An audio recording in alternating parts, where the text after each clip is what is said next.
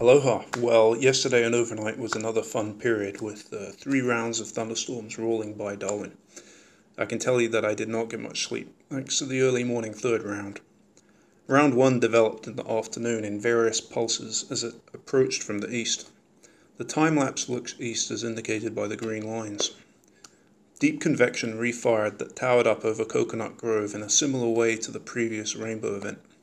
I had to adjust the camera upwards with neck tilted right back to look up at the icy tops.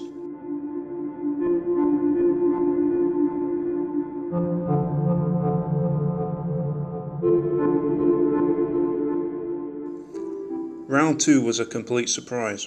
Rapid thunderstorm development right overhead with no real warning from the radar. I heard thunder while getting into bed before checking the radar with a bit of shock.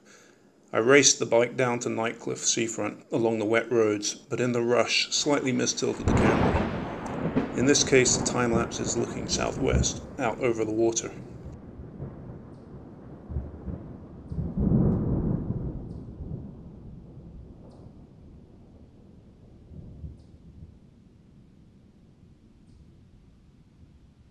Round 3 was already developing inland by the end of round 2.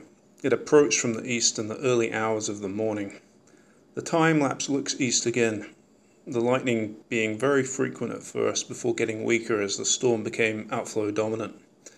The time-lapse shows the cool outflow heading towards the camera towards the end, and also look for the trees swaying in the outflow boundary when it's picked up.